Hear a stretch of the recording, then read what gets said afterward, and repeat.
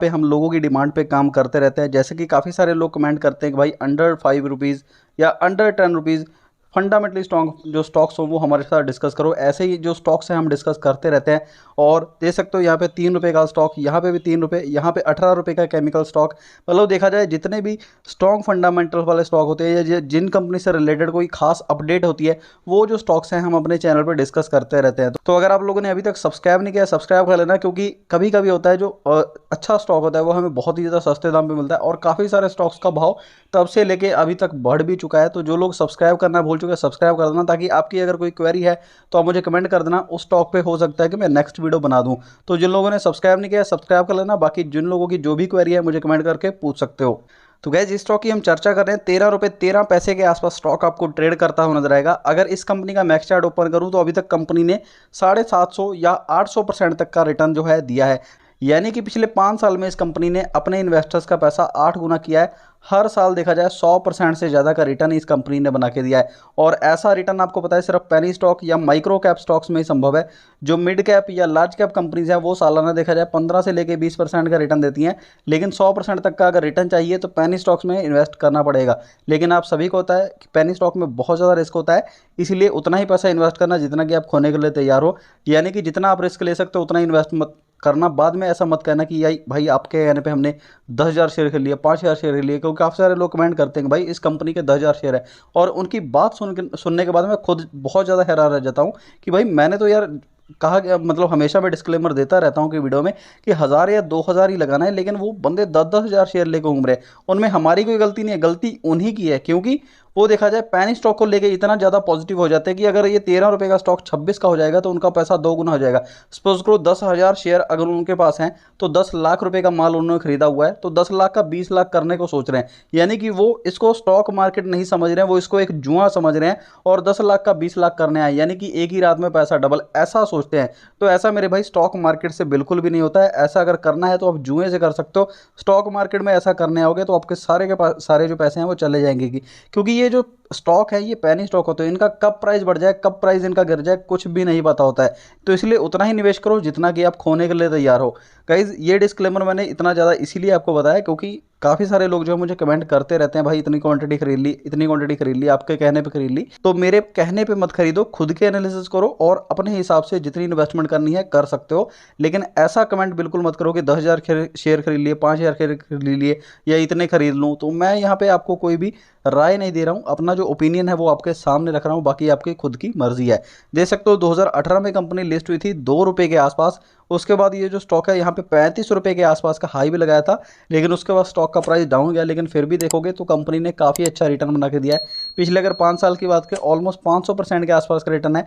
एक साल की अगर बात करें तो 28% का रिटर्न है। और देख सकते हो यहाँ पे 8 रुपये के आसपास ये स्टॉक गया था, वहाँ पे भी हमने ये जो स्टॉक है आपके साथ डिस्कस किया था। उसके पहले भी ये जो स्टॉक है अगर आप देखोगे तो एक साल का चार्ट दिखाऊं तो ये जो स्टॉक है 10 रुपये के आसपास ही ट्रेड कर रहा था। बीच बीच में ये जो स्टॉक है 8 रुपये के आसपास भी जा रहा था। और अभी देखोगे फाइनली कंपनी ने ब्रेकआउट दिया है और जो 10 रुपये का लेवल है उसको कंपनी ने क्रॉस कर दिया है। गाइज ये कंपनी 1981 से वर्क करती नजर आएगी। कंपनी का जो कामकाज है manufacturing and processing of rice, wheat and other products का है। कंपनी के पोर्टफोलियो में 15 से ज़्यादा प्रोडक्ट मौजूद है और कंपनी ने बताया कि यहाँ पे देख सकते हो इंडिया के 10 से ज़्यादा स्टेट्स में कंपनी वर्क करती है और 70,000 से ज़्यादा रिटेलर्स इनके साथ जुड़े हुए हैं। यानी कि एक पेनी स्टॉक है, फिर भी कंपनी का जो कामकाज है ज़बरदस्त है। कंपनी के पोर्टफोलियो की बात करें तो यहाँ पे कंपनी जो है FMCG के प्रोडक्ट जैसे कि बासमती राइस हो गया, व्हीट हो गया, इसी के साथ यहाँ पे देखोगे तो ये कंपनी जो है सीड्स हो गया, साल्ट हो गया, इन सारी चीज़ों से रिलेटेड कामकाज करती है। कंपनी जो है बासमती राइस की अलग अलग जो वेरिएंट्स होते हैं, यानी कि यहाँ पे आपने देखा होगा बासमती राइस में भी काफ़ी सारी जो वैरायटी है वो आती है, तो उन सभी पे ये कंपनी वर्क करती हुई नजर आएगी।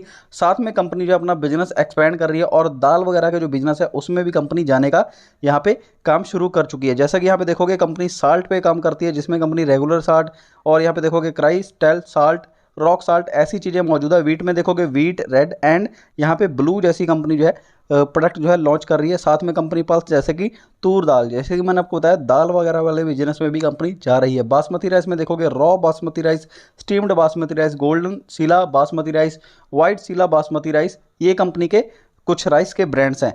कंपनी के मैन्युफैक्चरिंग एंड डिस्ट्रीब्यूशन नेटवर्क की बात करें तो काफ़ी स्ट्रॉन्ग नजर आएगा। कंपनी ने बताया कंपनी के यहाँ पे जो मैन्युफैक्चरिंग एंड प्रोसेसिंग प्लांट है वो हिम्मतनगर और गुजरात में मौजूद है। कंपनी की यहाँ पे जो कैपेसिटी है 45 metric ton per hour company की कैपेसिटी है। और कंपनी यहाँ पे पैकेजिंग और यहाँ पे मेलिंग फैसिलिटी भी वहीं पे मौजूद है जहाँ पे कंपनी जो है प्रोसेसिंग वगैरह का कामकाज करती है। 15 से ज़्यादा सुपर स्टॉकिस्ट कंपनी के पोर्टफोलियो में मौजूद है। इसी के साथ कंपनी ने बताया है कि कंपनी यहाँ पे होटल हो गया, रिजॉर्ट्स हो गया, कैफ़े हो गया, इनके साथ भी कंपनी की यहाँ पे जो डील है वो चलती रहती है। बाकी कंपनी ने ये भी बताया कि कंपनी अपना एथेनॉल प्रोजेक्ट भी लाने वाली है। जैसे कि मैंने आपको बताया था अपनी अदर वीडियोज़ में कि एथेनॉल से भी गाड़ियाँ चल सकती हैं।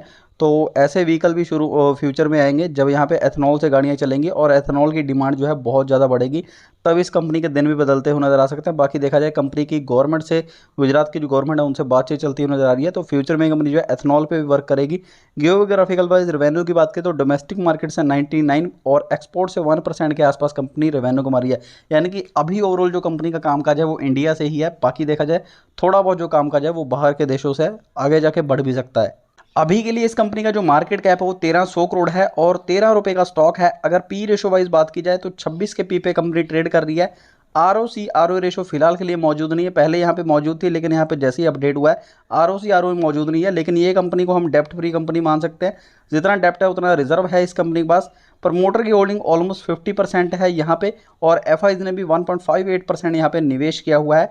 ओवरऑल इस कंपनी के जो एसेट है ज़्यादा है, जैसे कि 80 करोड़ के, करंट लायबिलिटीज मात्र यहाँ पे 24 करोड़ की हैं और जो प्लेज परसेंटेज है वो यहाँ पे बिल्कुल भी नहीं है। सारी की सारी जो होल्डिंग है प्रमोटर के पास है। बाकी देख सकते हो कंपनी की जो ईयरली सेल्स है आपको लगातार बढ़ती हुई नजर आएगी, जो कि यहाँ पे 3 करोड़ से 121 करोड़, फिर 258, यहाँ पे ऑलमोस्ट 500 करोड़ और यहाँ पे देखोगे 650 करोड़ के आसपास पहुंच चुकी है।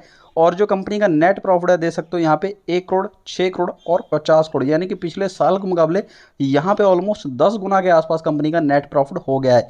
इसी प्रकार देखा जाए इस साल के आंकड़े तो मौजूद नहीं है लेकिन कंपनी का जो रिटर्न है वो ज़बरदस्त है। एक साल में 31%, 3 साल में 55% के CAGR से और 5 साल में 44% के CAGR से रिटर्न दिया है।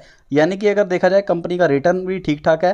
बाकी बैलेंस शीट में भी कोई खास अपडेट मौजूद नहीं है लेकिन हमने देखा कंपनी की डेप्ट टू इक्विटी रेशो 1 से कम है, जिसका ये मतलब है कंपनी पे डेप्ट भी कम है। अगर हम बात करें यहाँ पे प्रमोटर्स की तो 49.82% यहाँ पे प्रमोटर्स हैं। लास्ट क्वार्टर उन्होंने यहाँ पे होल्डिंग बढ़ाई है और जैसा कि यहाँ पे हम देख सकते हैं उन्होंने 3-4 क्वार्टर से लगातार अपनी होल्डिंग बढ़ाई ही है।